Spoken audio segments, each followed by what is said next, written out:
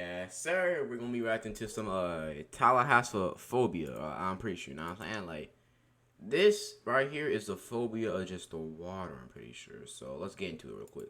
Been trying to scare each other through fiction for forever. Old stories of ghosts and monsters. I got some tea. You got some tea. Let's tea up real quick. Horror films, horror video games. There is a wide repertoire of things designed to scare us. True. Humans have gotten really good at it too. And despite all the endless trash that seems to come from the horror genre, there are still some real gems out there. But as scary as these creations can be, unfortunately, when it comes to what scares me, what truly keeps me up at night, when it comes down to fiction versus reality, fiction just can't compete.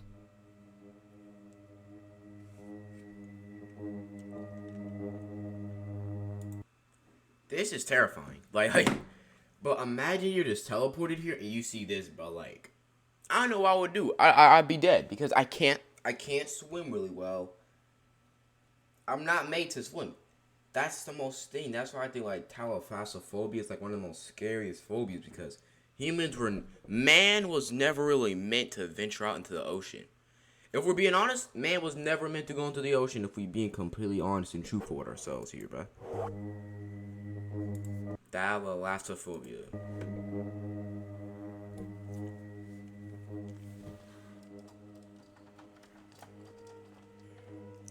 Content warning. Depictions of drowning, images of corpses, generally upsetting stories and images. So this is some serious shit. I bet. I'm ready, nigga. What is the worst way to die?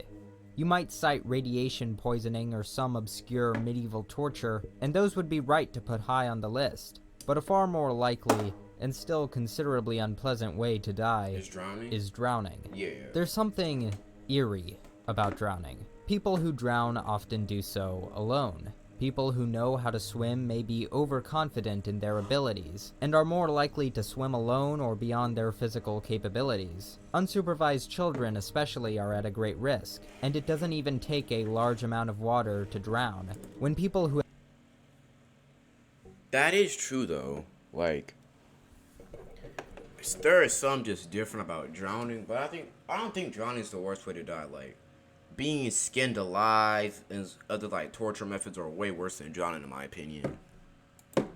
who have drowned are pulled out from the water, there's no purposeful signs of maliciousness, even though bodies damaged by passing debris can cause wounds that seem intentional. Drowning is just a simple result of our biology subjected to environments we weren't built for. True. Corpses decompose far differently in water than in air. The most well-known change is the wrinkling of skin, but there's also things like discoloration and adiposary wax buildup. Gases are released during decomposition, which causes bodies to bloat and rise to the surface. The longer a body is not recovered, the more distorted.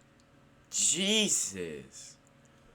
I don't like this image at all, bro. Like, bro, what is this, bro? Look at the motherfucking pigs, bro. Them shits, they look more bloated and just stiff. Look at their arms, bro. Distorted it will become. And while that's all quite unpleasant, I think the greatest factor to drowning's perceived eeriness is the tragedy of it all.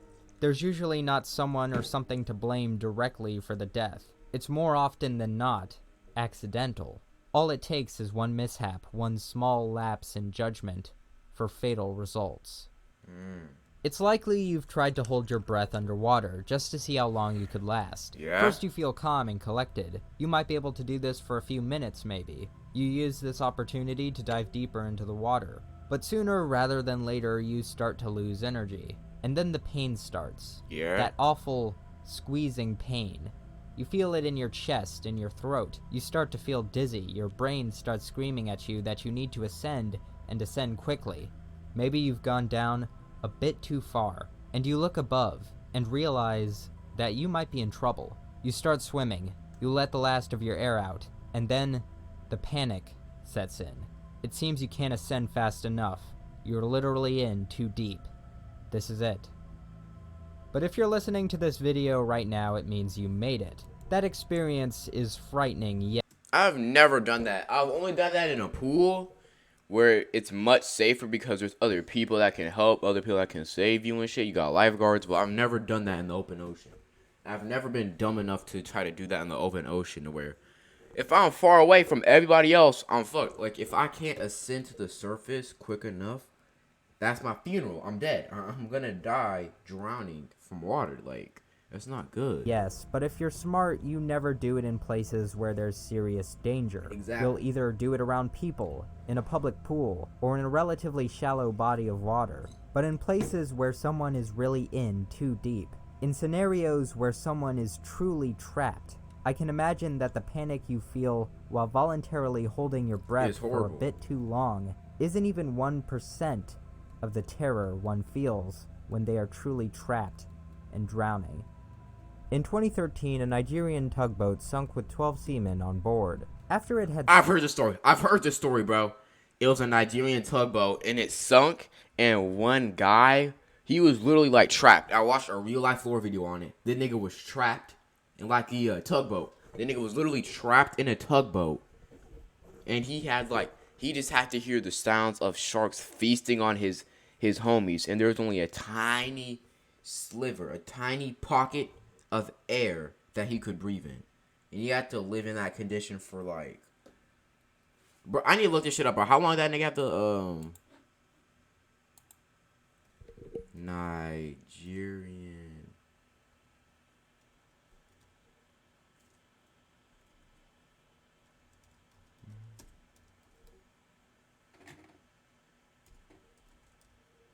Yeah. Tugboat survivor. How long did he have to survive in that? Okenin. Okenin was the only survivor of a crew of 12 when a boat capsized in May. It still haunts him.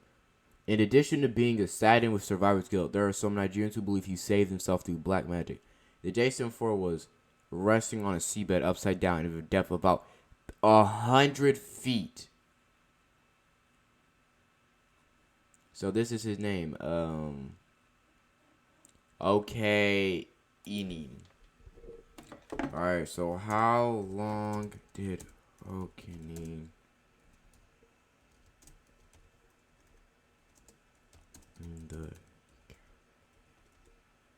in the tugboat? How long? Tell me how long. 60 hours. Bro, imagine being stuck for like 3 days, bro. No. Almost 3 days stuck in a boat with little to no food, no water, like with limited resources, bro. That is traumatizing, bro. And you can't even blame somebody, bro. You can't blame the crewmate. You can't blame animals. Animals just want to eat, bro. So you can't really blame anybody. But yeah, it's terrifying what a simple accident can cause in the depths of the ocean, bro. Sunk, the vessel's cook, Harrison Okene, managed to find an air pocket in the bow of the ship, and through some ingenuity and luck, managed to survive for 3 days in a cold, dark room, sustaining himself with a single can of Coke, rapidly running out of air, and with the constant threat of the room suddenly filling with water. But eventually, he was miraculously rescued by divers when he reached out for them from his airtight room. While the story itself is remarkable, I cannot overstate how horrific that experience must have been. Throughout this man's ordeal, I can only imagine the type of mental anguish he must have felt. Not only was it likely he was going to die either from hypothermia, suffocation, or drowning, he got the rare opportunity to think about dying in those wonderful ways for 60 grueling hours. It's no wonder he still has nightmares and vowed never to return to the sea. If I went through something like that and I survived, I'm never touching a fucking beach again. I'm never going near the ocean. I'm never going to the beach. I'm never going to a pool. The only water I'm drinking, the only thing related to water I'm doing is drinking that shit. I might even never take a bath. Like, okay, alright, that's too far, but like, bro, that's so fucked, bro. This is a rare incidence of survival, but it makes you wonder about if there are any other cases like this where people got trapped in an air pocket, but they didn't get rescued. But how would we be able to know? I mean, we can guess with probabilities and things like that, but how can we truly know about any scenarios like this if we never eventually rescue them Oh, fuck.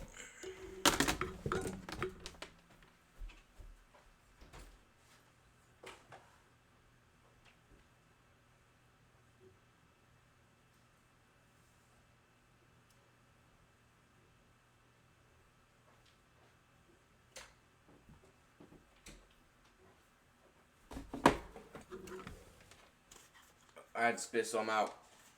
Hold on, let me shut my door real quick.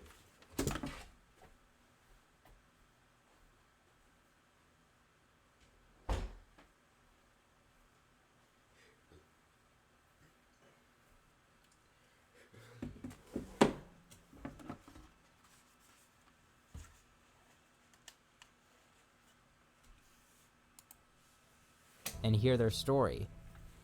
Right?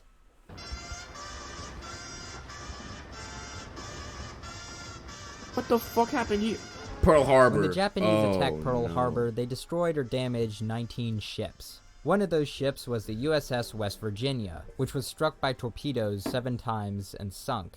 As the ship began to list, prompt damage control efforts initiated by Lieutenant John S. Harper saved it from capsizing. This was done by closing all the hatch compartments and counterflooding the starboard side of the ship. These actions undoubtedly saved hundreds of lives. The USS West Virginia burned for 30 hours. Then when the fires were extinguished on December 8th and things quieted down, a noise could be heard. There was a faint banging noise that among the chaos could have easily been mistaken for a piece of loose rigging slapping against the hull. It soon dawned on shipmates near the scene that men were trapped 40 feet down in a closed airtight storeroom in the bow of the ship. Unfortunately, any rescue efforts were near impossible. Cutting a hole would rapidly flood the room, and using a torch would ignite trapped gases, causing an explosion. These sailors, who were eventually revealed to be Ronald Endicott, Clifford Olds, and Lewis Costin, were truly trapped. When the WV was eventually salvaged 6 months later by pumping out enough water for it to partially float, the 3 bodies were found in the small compartment. However, this scene was unlike most. Flashlight batteries and empty ration cans littered the floor. But on the wall was the most haunting discovery. A calendar covered in red X's, starting from December 7th and ending on December 23rd. These 3 men had sat trapped. Those 3 men were trapped in there, suffering for the 7th to the 23rd. They were stuck in there for 2 weeks. 17 days. Oh, no. Those men were stuck in there. Bro, imagine being stuck in like a tiny compartment with limited food and resources for 30 days. For like 2 weeks with little to no food, no help, and just wait and just... I can't even imagine that. I can't imagine that. I cannot imagine how horrible that must have been, bro. I can't, trapped bro. Underwater in the bow of the ship, slowly dying for 16 days. The Navy told the parents of the men that they had died on December 7th, but after the discovery, only some of the family members ever found out. The information was purposefully withheld by some relatives to spare them the grief. As of this video, all their headstones say they died December 7th. It's hard to imagine the anguish those men must have felt for that length of time. It was also difficult for the men on guard duty to hear the banging noise day after day, knowing nothing could be done. But the level of suffering those men must have experienced is quite unthinkable. Not only were they truly trapped, like Okene, once the thought crossed their minds that they might not be rescued, they must have experienced psychological torture on a level I wouldn't wish on my worst enemies. Not only were they going to die... It wasn't even just death. It was the psychological thought that nothing you can do can save you. You're just gonna be here till you die. And you're just waiting the days out, bro. The level of pure psychological torture and torment and level of pain for that many days must have been just... It must have been hell on earth. It has to be hell on earth. Like, it has to be hell on earth to just die and wait a slow, inevitable, painful death, man. R.I.P., bro. R.I.P., man. They apparently got to think about dying in that small, dark hole underwater for more than 2 weeks. What is the worst way to die? Well, I would certainly put that high on the list. It's stories like this that make you wonder why thalassophobia isn't more common. Thalassophobia is an intense and persistent fear of of the sea. This can include the fear of deep bodies of water, the vastness of the sea creatures, and distance from land. This is different from aquaphobia, which is a fear of water itself. Drowning, getting stranded, or getting trapped underwater in the vast, hostile environment of the sea are some of the many good reasons to fear it. And while yes, it wasn't the sea itself that killed those 3 men, the sea played a part. certainly aided in their entrapment. I don't believe I have thalassophobia. While on occasion I do fear being stranded in the middle of the ocean, or being attacked by a monstrous sea creature while swimming, or somehow being sucked down to the bottom of the sea floor, these feelings are neither intense nor persistent. Less intense when I'm on land, and more so when I'm swimming in the ocean, understandably. If you got me thinking about it for a while, I might get pretty anxious. But my rational thinking is simply too overpowering for me to truly start to panic over those things. I will likely never work on a battleship. I doubt I'm going to pursue... I'm never gonna work on a battleship, and I'm never going deep in the sea, my nigga. But imagine you go like thousands of meters into the ocean, right? You exploring the wildlife. First off, it's pitch black. You can't see shit. It is pitch black, because light cannot penetrate that deep in the ocean, bro. So it's pitch black. And then what if a window breaks? If a window breaks and water leaks in, you're done. It's over. Like, I'm never going that deep in the ocean unless I have like aqua potions or some shit. And even if I can breathe in the ocean, the amount of pressure would kill you instantly. Marine biology and get the opportunity to be in a submersible, and the likelihood of getting swallowed by an enormous sea creature is, well, slim to say the least. True. While the ocean is just a few hours from where I live, when I've swam in it, my thoughts of danger are usually overpowered by the fact that, hey, playing in relatively shallow water is fun, but that fear is still there. It lingers in the back of my ape brain, occasionally revealing itself anytime I see a particularly eerie deep water photo. Now don't get me wrong, if you tried to put me in one of those submarines with the big glass domes that descend into the ocean a mile or two, you'd better believe you'd get a fight from me. But is that because I fear the ocean, or more because I fear being crammed into a tiny vessel and descending into complete darkness where I face the possibility of the vessel and subsequently my own body being crushed like a soda can? My relationship with the ocean in general is equal parts fascination and fear. I can understand that, like, I'm less afraid of like the ocean, because if you just show me pictures of the ocean or the sea creatures, I'm not scared of this. Like, hold on. Let me pull up some real quick. Let's see. Let's search up anglerfish. No, fuck that. Deep sea creatures.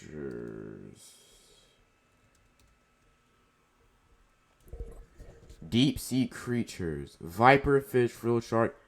I find this stuff cool. Like, if I'm being honest with you, I don't find this stuff scary. Like, this is kind of cool to look at. Like, none of this is scary to me.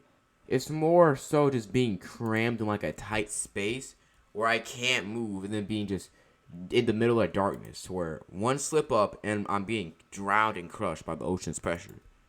That's more of that. Fear of the vast emptiness, the otherworldly environment, and fascination with those same things. I haven't had any traumatic experiences with the ocean in the past, so I always wondered precisely what might have given me such a fear, even if it's mild. I will probably never know exactly what it was that gave me this sense of anxiety, but I can point to a few things. I've always had a childlike fascination of the ocean ever since I was, well, a child. I owe a lot of my knowledge and fear about the ocean to PBS documentaries.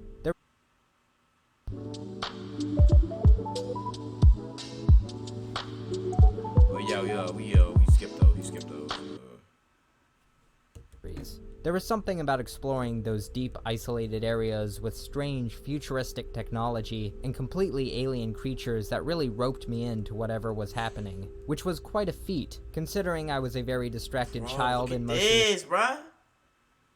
This is so cool to look at. fear Oh, of the some shit, my vast nigga. Look at that emptiness, shit, bruh. the otherworldly environment, and fascination with those Bro, same Vampire things. Squid I haven't alert had any and, traumatic yeah. experiences with the ocean in the past, so I always wondered precisely what might have given me such a fear, even if it's mild. I will probably never know exactly what it was that gave me this sense of anxiety, but I can point to a few things. I've always had a childlike fascination of the ocean ever since I was, well, a child. I owe a lot of my knowledge and fear about the ocean to PBS documentaries. There was something about exploring those deep, isolated areas with strange, futuristic technology and completely alien creatures. Bro, this cannot be from Earth, bro. Its brain is showing, That my really nigga. roped me into whatever was happening, which was quite a feat, considering I was a very distracted child and most of the documentaries consisted of darkness. There's something different about darkness in the deep ocean. Not all darkness is created equal. The darkness of a cave is different from the darkness of a forest at night, and the darkness of the vast empty universe is different from the darkness of the vast empty ocean. Sure, it's mostly context dependent, but the qualities are still almost mystical. When you stare at the darkness of the deep ocean, even if it's been compressed by several digital conversions, you can still get that "this is dangerous" feeling. You might be staring at miles and miles of water and sand, or you might be staring at an utterly foreign predator. Both of these things hidden from view by the limitations of the camera and the limitations of your own eyes. I've had experiences of being in. I think one of the scariest things about the ocean is not knowing what's under you. Like, not knowing what you can't see. Like, a vast empty space where you can't see anything is horrifying. Like, you just have this vast empty space with predators and all types of prey and shit, and you can't see anything, bro. This cup dirty as hell, bro. Dirty ass fucking cup. Like, just not being able to see anything would suck in the ocean, my nigga. In deep water before. In one such instance, I went to an artificial pool filled with more natural elements, like some small schools of fish and rocks on the floor. The pool was huge, by the way, far larger than any pool you could find in suburbia or the YMCA. At some point, I departed from the group and swam elsewhere. I must have swam around 70 to 80 feet away because when I looked back, I don't know if it was my warped sense of reality in my youth or what, but I distinctly remember the group I momentarily swam away from looking tiny, somehow tinier than if I was on land, and then I looked down. I was overcome with a great chilling sensation. Below me was what must have been 30 feet of water, and at the bottom, a rocky, uneven floor. Before this, I had never been in water this clear and deep, so maybe that was the reason for the shock, but somehow this felt more intense than it should have been. The deepest I had swam in regular pools was 14 feet, and I could still descend to the bottom, touch the chalky artificial floor with my hands, and ascend before feeling too uncomfortable. The thought must have crossed my mind that if I attempted that in this depth, I might not come back up in time. A similar occasion occurred in an island somewhere off the coast of Mexico some years later. In the same scenario, I departed from the group and found myself someplace far away. This time nothing was artificial. There were light waves and an intense sun basking down on my neck and back. Once I was alone, I looked down, once again, and a similar chill went up my spine. This time I couldn't see the floor, at least not clearly. It might have been some dense seaweed that created the illusion, and I doubt it dropped off that deep in still relatively shallow waters, but I distinctly remember looking down and seeing a vast darkness. There was a subtle gradation from the lip of the drop-off to the darkness, but not very much. It really was a stare into the abyss and the abyss stares into you situation, and that I've never had an experience like this before regarding water, which is probably why I'm not afraid of drowning like that. I just don't have a fear of water like that because I've never been in the open ocean by myself, and I've never had an experience where I just swim super far out into a body of water and I look down and I can't see anything. I've never had that before. same thought occurred to me. What's down there is unknown. The depth is unknown. The creatures are unknown. If I try what I usually try in regular pools, I may not come back up. On top of PBS documentaries about the deep ocean, some of my fear may also be attributed to another, less physical experience. While searching through the enigma that is my mind, I suddenly remembered a part of the reason I might perhaps appreciate the atmosphere and terror of the deep. Where was this early experience from?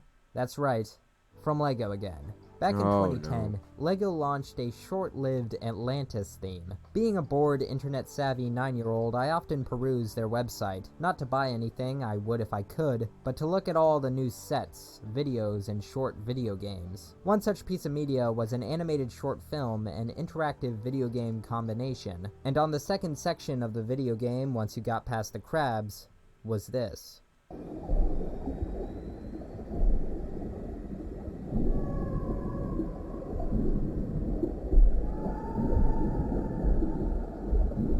Yep, that's right. This stupid, maybe 2-minute long section that you could barely call a game, where all you do is click on items, contributed at least a small part to my fear of the deep ocean. I will say that the section is still surprisingly atmospheric. All you hear is the distant whining of whales. And to my little child mind, some things seem scarier than they actually were. Oh god, this is the headpiece to the suits that the other people use. Why is it abandoned here? Is it because they died? Oh my god, they died. It's the LEGO equivalent of finding abandoned cave divers equipment. You just know something bad happened here. Despite how basic it is, this small section encapsulates at least some of the layered atmospheric ghostliness of the ocean.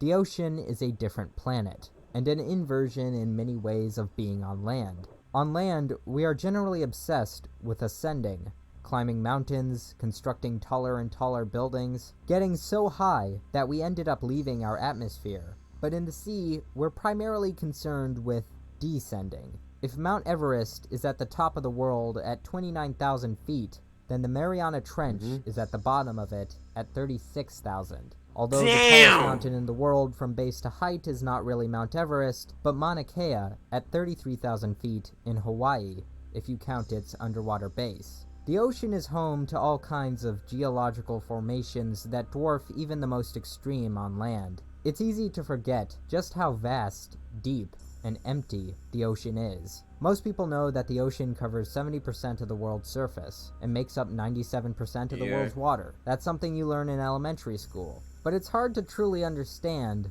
and visualize that. On land, we have landmarks, canyons, mountains, things that give us something to compare to. We also spend most of our lives on land, and thus have more experience. If you drive for... The thing about land is that, like, on land, if you drive, like, what he's gonna say here, if I drive, like, 100 miles, like, 80-some miles, I guarantee I'm gonna see, like, a few houses, maybe a farm here and there, maybe a mountain or some shit. There's kind of like landmarks and things that indicate where I'm at. But in the ocean, you could go like 1,000, like you could go like 200 miles and nothing, just pure blue, green water. The ocean is just, we don't have experience with the ocean, man. We were never meant to really traverse water like we do now.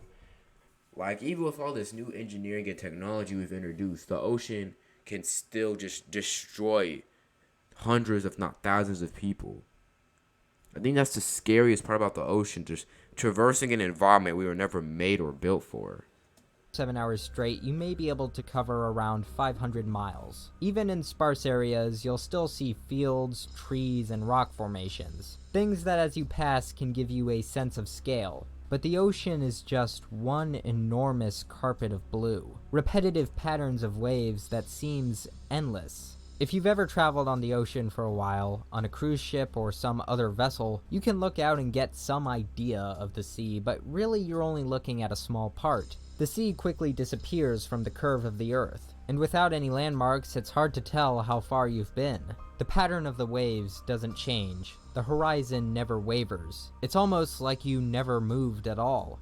As for depth, the ocean has an average depth of 2.3 miles. Damn. Just think about that for a second. We're talking about 4 Burj Khalifas stacked on top of each other, and we still have some room to spare. And that's just average. There are depths in the ocean that haven't been touched by sunlight for millions upon millions of years. Son, when you're talking about deep, you can't get much deeper than that. When I was a kid, I would try and imagine if all of a sudden the oceans were drained instantly. Of course, with all the fish removed as well. I imagined I would traverse this vast desert and find all kinds of things. Giant skeletons, old boats, treasures I would never have been able to discover otherwise. But, at least in the area around where I live, it would likely be much more boring. Sure, there would be places like dried out reefs and ravines, but those would likely be hundreds of miles away, and a vast majority of it would just be miles and miles of sand and worthless litter. There's still that fantasy though. There's still that fantasy of exploring a vast space, without the barriers of natural growth or the barriers of human borders and restrictions. To climb on sunken vessels now free in the open air, to explore places that haven't been viewed by human eyes ever, without the looming threat of a watery death. While it's fun to entertain these physical impossibilities, the ocean is still quite fascinating in its otherworldly features. The less restrictive gravity of being underwater allows for the most bizarre creatures imaginable, especially when you get deep enough where light becomes scarce. Siphonophores are a favorite of mine, long chains of colonial organisms that work together to form a kind of organic ship. There are also creatures who use bioluminescence, not as a way to make themselves known, but as a way to erase their silhouette. Try this 3-minute shower routine to quickly get rid of toenail fungus, itchy skin, and smelly feet. I don't want to see that. Their silhouettes by matching their own light with the light above. Then there's this thing which I just love for some reason. There's 500-year-old Greenland sharks that can live in depths over 7,000 feet and look like death itself. Then there's Magnapena squids, which, I mean, just look at it. Also, sperm whale noises can potentially vibrate human beings to death. Again, how more people do not have thalassophobia, I do not know.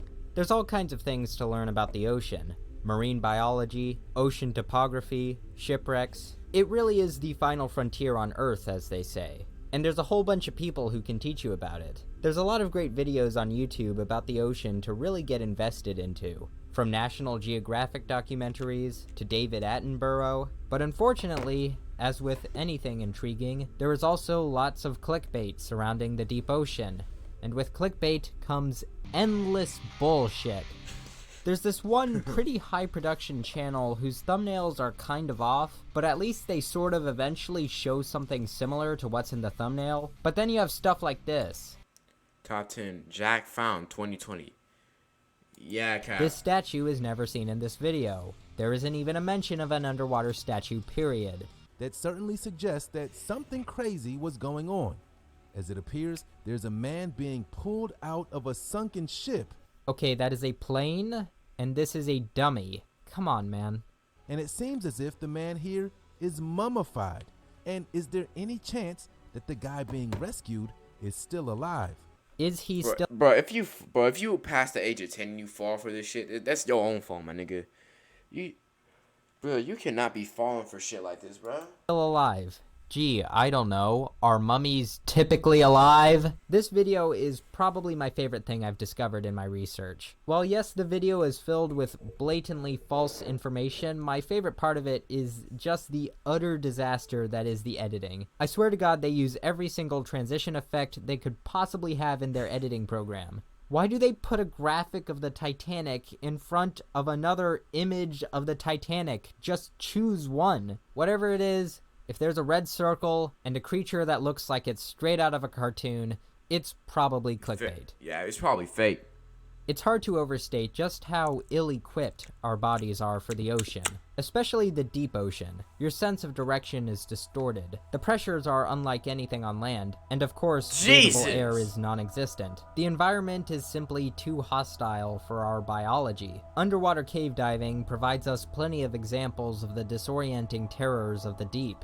Underwater cave diving might be one of the most horrible things ever invented by man. You know, diving in open water I find pretty frightening itself, but at least it provides you with plenty of escape routes. With underwater cave diving, you get to take all the claustrophobia, disorientation, darkness, and physical exhaustion of exploring regular caves. I could never do something like this. Like, but imagine if you dive in open water, I can at least escape. I can at least swim up. Now the open ocean is scary in its own right, just nothing but endless water and potential threats for miles and miles on end, but at least I can escape. Imagine combining an environment you were not prepared for, cramped spaces, lack of direction, and claustrophobia. Like, you would have to pay me a motherfucking fortune to do some shit like that. Hell no. But then just add water. Because of this, cave divers must follow strict safety protocols. There's very little room for error and intense training is required. An average of 10 cave divers out of a few thousand die every year, compared to the 1 in 15,000 recreational divers that die a year. It's so dangerous that you can have people die, and then when people try to retrieve the body, they also die. It's one of the most dangerous activities out there, but it also quite clearly shows just how unfit we are as a species to traverse deep bodies of water. The ghostliness of the ocean I ascribe to its murkiness and effects of decay. Water tends to cloud your vision, produce this misty haze over anything you encounter under it. When things are left in the water either on purpose or by tragedy, water greatly affects its decay. Things lose their color, metal rusts, and it always seems like the water produces growth, like an alien fungus feeding on whatever is left behind. Shipwrecks are ghost ships, literal cool. shells of their former Like, it is so much more eerie to see like a shipwreck in the water, because you know something bad happened here.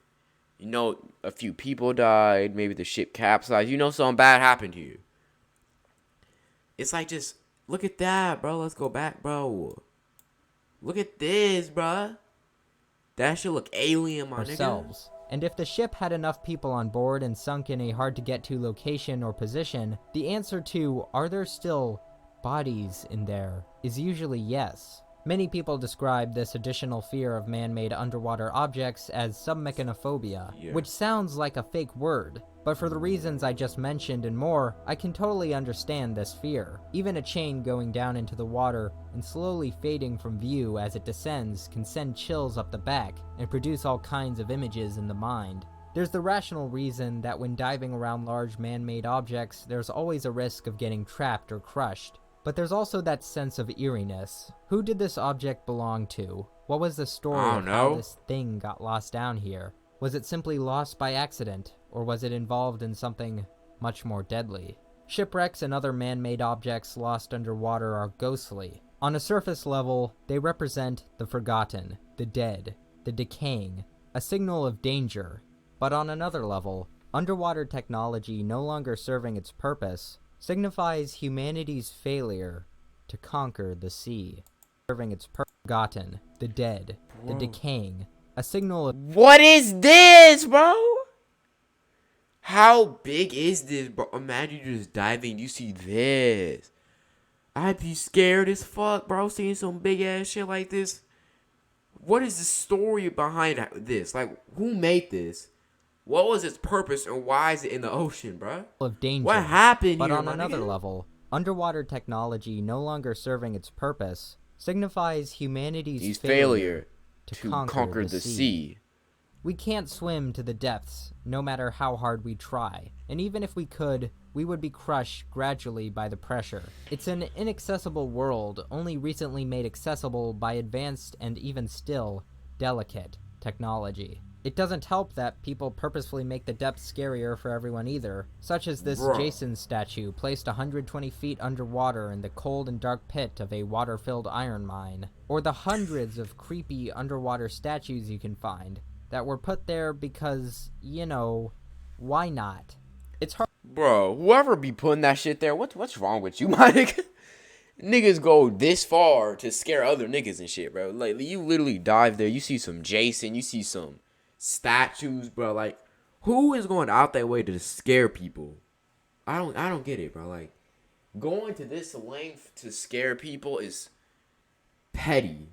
It's fucking petty, Hard to talk bro. about shipwrecks in the deep ocean without talking about the most famous deep shipwreck of them all, the wreck of the RMS Titanic, Yeah. rapidly disintegrating down 12,500 feet on the ocean floor. My curiosity of the Titanic must have begun when I saw the image of the very front of the sunken ship in a National Geographic magazine. This wedge jutting out of the void covered in this alien growth immediately captured my imagination. Because of the oppressive darkness, only this small section could be illuminated by the submersible taking the photo. Knowing that the rest of the ship was obscured, it was like I was staring at the fingertip of a dormant giant. Online, you can find Titanic enthusiasts, deeply passionate people who are fascinated not only with how the Titanic sunk, but also with the engineering and history. You can find things like 3-hour real-time syncing animations, which at first you think you aren't going to watch the whole thing, but before you know it, you have. There's even response videos debunking Titanic sinking theories. This quite succinctly demonstrates humanity's dual relationship with the ocean. The tragedy of the Titanic and its watery grave is saddening and frightening. Thinking about the victims and about how even very advanced technology can fail us takes us down existential roads. But there is also that fascination with the forces at play, the stories, the theories, the mightiness of the sea. In media, there aren't too many movies and games that meaningfully present these specific feelings, but certainly one of the closest and most famous is Subnautica. Yes, Besides Subnautica. being an inventive, atmospheric, and detailed underwater survival game, the premise itself is kind of genius. When there are already thousands of sea creature species in real life that look What and the behave fuck is like that, aliens, bro? making a game around someone crashing into a water-covered alien planet is not only logical, but brilliantly effective. By setting the game in the sea with less restrictions on believable anatomy to account for gravity, not only are the designs completely believable, but there is plenty of opportunity for uniqueness. The ocean seems like a different planet already, so just make the ocean literally on a different planet, and you don't have to push the suspension of disbelief too far. In other words, you can get away with a lot more. There's also the constant anxiety of the absolutely enormous monsters that one can encounter.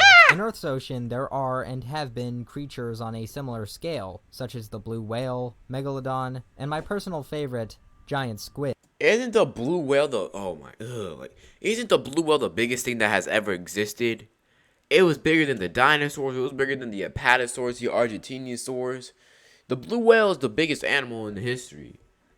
But bro, the giant squid is dope too. But the fictional creatures often seen in images related to thalassophobia are unbelievably huge at times. So enormous that the amount of food they would have to consume on a daily basis to keep their bodies moving would simply not be possible. But in True. Subnautica, that all changes. As a player, we don't have a complete understanding of the food chain or biology of these creatures, and so in effect, anything is possible. And when anything is possible, the unknown has even more terrible potential. Subnautica is dense with the atmosphere of the sea, the wailing of far-off creatures, the murkiness, the pressure and the depth. Oh, the depth. Without descending further and further down the game map into more and more unexplored areas, into more and more danger and risk, the experience that is Subnautica would just not be the same. In painting, we've seen seascapes. Paintings True. of storms, of ports, of glistening ocean waves. But these mostly describe the surface. Exploring what's deeper underneath is a relatively new development. And so we've seen a lot of seascapes, but not many deep seascapes. At first you may think there's not much visual interest that can be gleaned from the deep ocean. It's too but dark. I assure you No the sun potential lining. is out there. This painting alone encapsulates a lot of what I'm talking about concerning Oh hell no, bro. Bro, it's like a fucking portal to another dimension, my nigga. What? Bro, imagine you see this, bro. Like, let's say you dive a little deeper and you just see the outward brim of just the sandy, dirt-filled nothingness of this, and then you go deeper.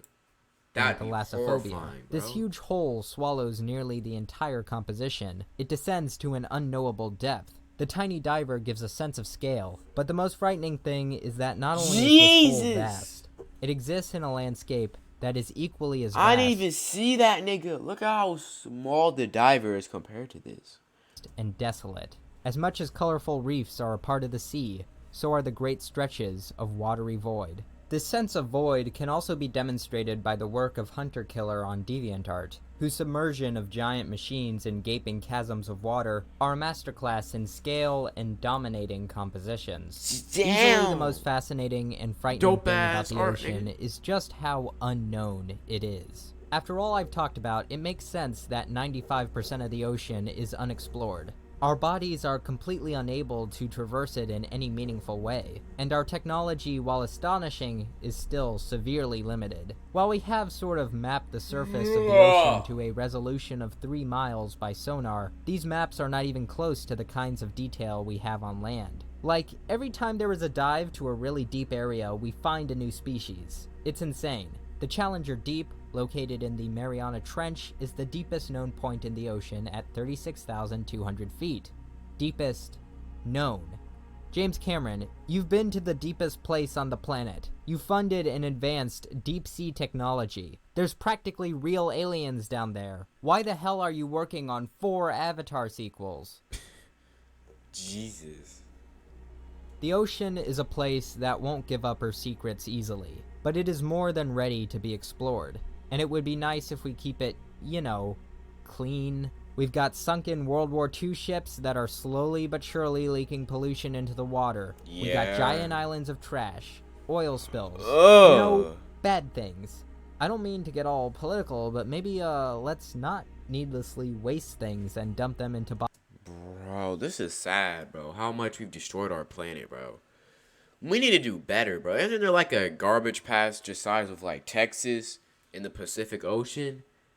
We need to do better, my nigga. We need to start picking up trash and shit. bodies of water. You know, maybe we don't need all this excessive packaging. Maybe you can reuse that plastic cup you got from Taco Bell that's sitting on your desk right now. Like, once or twice. Just, you know, a suggestion. Deep sea mining. Oh boy, that sounds like it won't royally fuck up everything that's beautiful down there. Despite the sheer enormity of the ocean, there is still trash in it that can be found in nearly every part, no matter how hard it is to get to. It's really quite remarkable how much people suck.